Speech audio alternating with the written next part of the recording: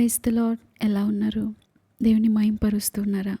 దేవుని మహింపరిచే కొలది, దేవునికి సమీపమయ్యే కొలది, దేవుని కొరకు నీతిగా బ్రతికే కొలది శ్రమలు, సమస్యలు, కన్నీరు, దుఃఖము, చింత, నిట్టూర్పు ఇవన్నీ అధికమవుతున్నట్లు అనిపిస్తూ ఉందా? భక్తి చేయని వారు సహితము ఆశీర్వాదాలను పొందుకుంటున్నారు.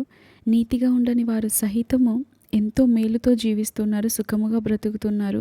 నేను ఎంత నీతిగా ఉన్నా, ఎంత భక్తి చేసినా, ఎంత ప్రార్థన చేసినా నా స్థితి ఏంటి, ఎలా ఉంది అని బాధలో ఉన్నారా? అయితే భయపడకండి, దేవుడు ఈరోజు మనతోనే మాట్లాడిపోతున్నాడు. కీర్తనల గ్రంథం 30వ అధ్యాయం 11వ వచనంలో దేవుడు ఇలాగ సెలవిస్తున్నాడు.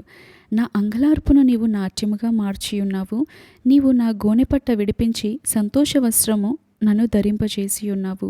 స్తోత్రం దేవా, సర్వోన్నతుడా, గొప్ప దేవా. ఈరోజు నేటి ఈ వాక్య భాగం ద్వారా మీరేమందరితో మాట్లాడి బలపరిచి ముందుకు నడిపించమని, మీ ఆత్మకార్యం కొనసాగింపచేయమని యేసు నామములో ప్రార్థించి నమ్మి అడిగి పొందుకొని ఉన్నామా పరమ తండ్రి, ఆమేన్.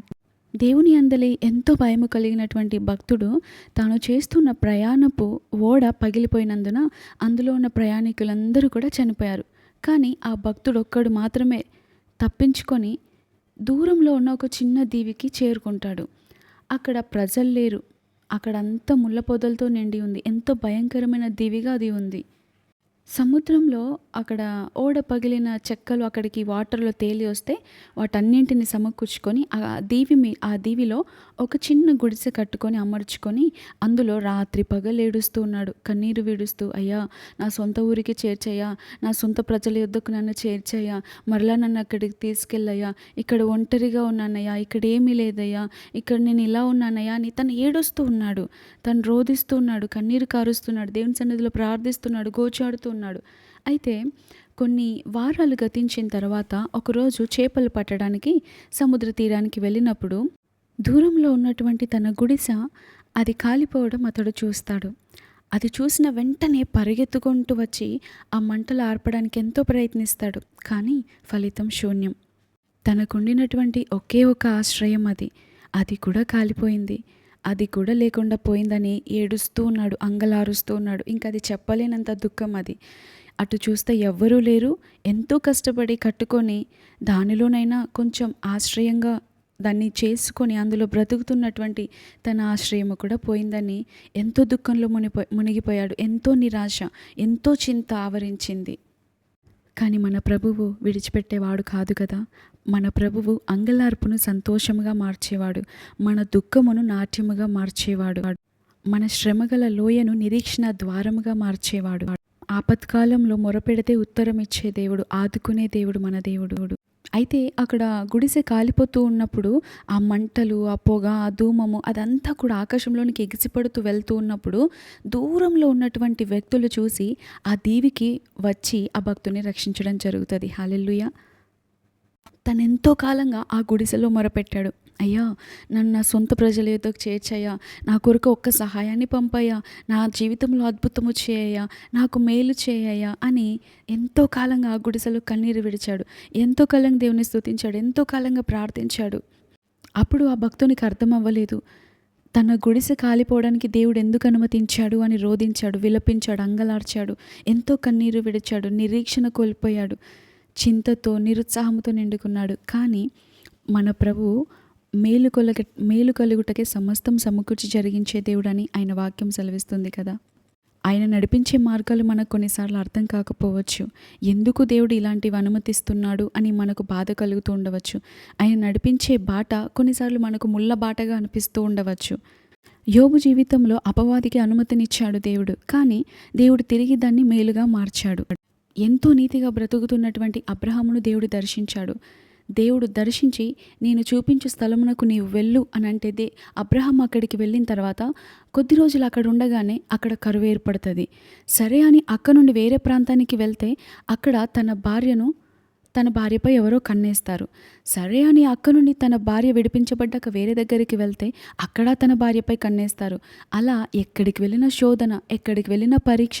దేవుడు రమ్మన్నాడు, దేవుడు పిలుచుకున్నాడు, దేవుడు నమ్మదగిన వాడని నమ్మి సమస్తాన్ని విడిచిపెట్టి వస్తే ఏంటి శోధన, ఏంటి నా బ్రతుకు, ఏంటి నా భవిష్యత్తు, ఏంటి నా జీవితం ఇలా అయిపోయింది, దేవుని తెలుసుకోక ముందే బాగుండేదే, దేవుని సన్నిధిలో ప్రార్థించక ముందే బాగుండేదే, దేవుని సన్నిధిలో అధిక సమయం గడపక ముందే బాగుండేదే, ఈ భక్తి చేయకముందే నా జీవితం ఎంతో బాగుండేదే, ఇలా దేవుని కొరకు ప్రయాస పడకముందే నా జీవితం ఎంతో సుఖంగా సంతోషంగా ఉండేదే, దేవుని కొరకు ఇప్పుడు ఎంతో రోషం కలిగి బ్రతుకుతున్నాను, దేవుని కొరకు ఎంతో చేస్తున్నాను, దేవుని కొరకు ఎంతో సమీపంగా అన్నీ బ్రతుకుతూ జీవిస్తున్నాను.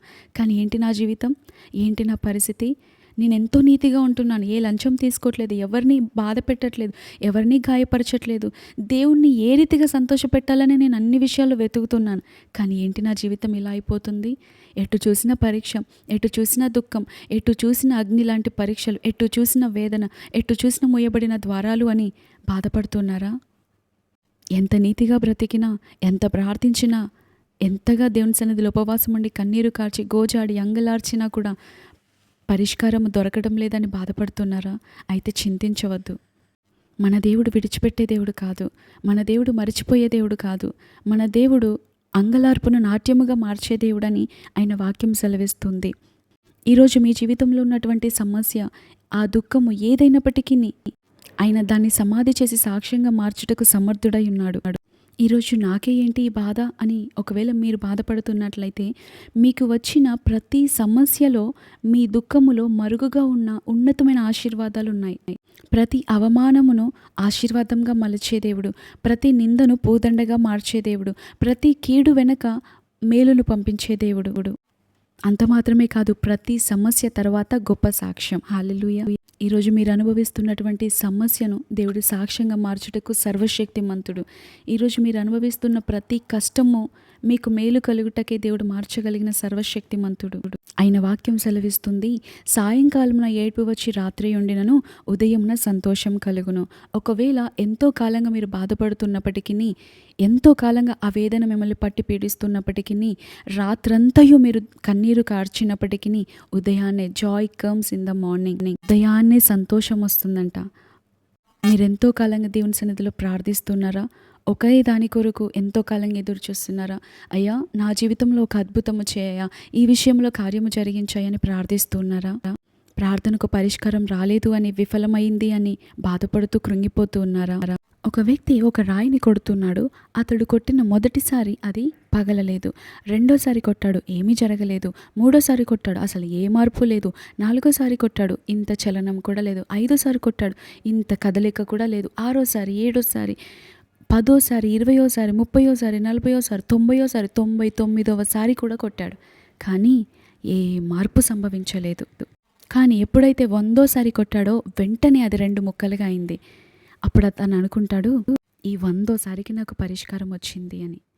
అంటే అతడు కొట్టిన ఆ 99 కూడా విఫలమైనట్టు అతనికి అనిపిస్తున్నాయి. ఆ 99 కూడా వ్యర్థమే, అవి టైం వేస్ట్ పనులు అన్నట్టుగా అనిపించి ఉండవచ్చు.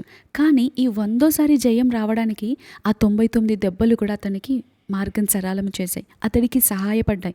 ఆ 100ఓసారి దెబ్బ పడిన వెంటనే అది పగలడానికి ఆ 99 దెబ్బలు దోహదపడ్డాయి, అతడికి తోడ్పడ్డాయి, సహాయపడ్డాయి.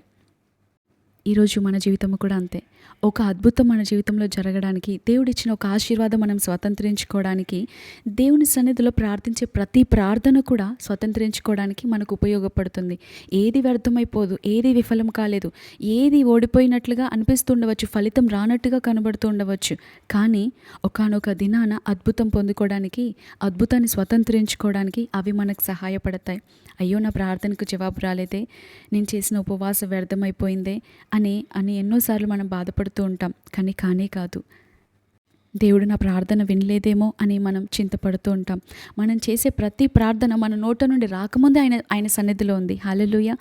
మన నాలుకకు రాకమునుపే మనం దేని కొరకు ప్రార్థించనై ఉన్నామో, మన తలంపులో పుట్టక మునిపే ఆయనకు తెలుసంట. దాని కొరకు ఆల్రెడీ సిద్ధపరిచి ఉంచాడు జవాబుని.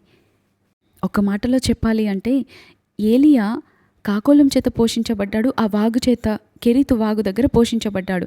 ఆ కాకి రావడం ఆగిపోయింది, ఆ వాగులో నీరు ఎండిపోయింది. కానీ ఆ 2 కోల్పోయినప్పుడు అయ్యా అని 2 చేతులు ఆయన వైపు ఎత్తాడు.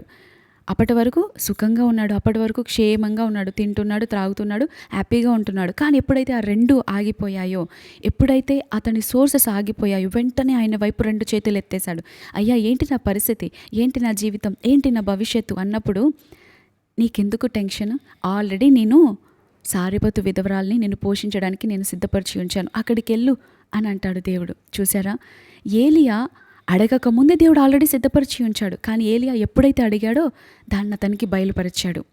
అంత మాత్రమే కాదు, హాగరు నీటి కొరకు దేవుని సన్నిధిలో తన కుమారుడు చావనయ్యున్నాడయ్యా, నీరు లేదయ్యా అని ఆ అరణ్యంలో, ఆ ఎడారిలో తను మొరపెడుతూ అబ్రహాము దేవా అని మొరపెడుతూ ఉంది. ఆ బయర్షెబా అరణ్యంలో ఎప్పుడైతే తాను మొరపెడుతుందో దేవుడు దర్శించి, ఇదిగో ఇక్కడే ఉంది అని తన కళ్ళు తెరిచినప్పుడు తను ఆమె చూడగలిగింది. హల్లెలూయా. దేవుడు ఆల్రెడీ మన ముందే సిద్ధపరిచి ఉంచాడు. కానీ మనం ఎప్పుడైతే అడుగుతూ ఉంటామో ఆయన మనకు అనుగ్రహించే దేవుడు, అది మనం స్వతంత్రించుకోగలుగుతాం. హల్లెలూయా. సో మీ జీవితంలో కన్నీటి గుండా మీరు వెళ్తున్నట్లయితే, సమస్యలను ఎదుర్కొంటున్నట్లయితే ఈ వాగ్దానాలతో ఆయనను స్తుతించండి. తప్పకుండా దేవుడు మీ జీవితంలో కార్యం జరిగిస్తారు. నా అంగలార్పును నీవు నాట్యముగా మార్చినందుకు వందనాలయ్యా. నా గోనెపట్టును విడిపించి నాకు సంతోష వస్త్రం ధరింపచేసినందుకు నీకు వందనాలయ్యా. నా దుఃఖమునకు ప్రతిగా ఆనందం నిచ్చినందుకు వందనాలయ్యా. నా భారభరితమైన జీవితమునకు ప్రతిగా స్తుతి వస్త్రం ధరింపచేసినందుకు నీకు వందనాలయ్యా. నా అవమానమునకు ప్రతిగా ఆశీర్వాదం ఇచ్చినందుకు వందనాలయ్యా. నా నిందకు ప్రతిగా పూదండనిచ్చినందుకు వందనాలయ్యా. నా ప్రతి కీడును నాకు మేలుగా మార్చినందుకు వందనాలయ్యా. నా సమస్యను నాకు సాక్ష్యంగా మార్చినందుకు నీకు వందనాలయ్యా. నా ప్రతి కన్నీటిని నాట్యముగా మార్చినందుకు వందనాలయ్యా. నా ముఖము మీది బాష్పబిందువులను తుడిచినందుకు వందనాలయ్యా. నా దుఃఖ దినములను సమాప్తము చేసినందుకు వందనాలయ్యా అని ఇలాంటి మాటలు ఎన్నో దేవుడు రాసి పెట్టాడు కదా.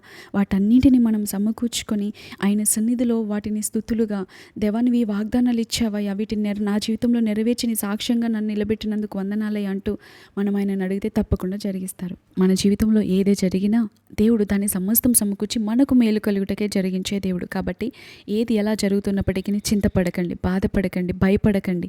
దేవుని స్తుతిస్తూ, దేవుని సన్నిధిలో కనిపెడుతూ, దేవునికి సమీపముగా అవ్వండి.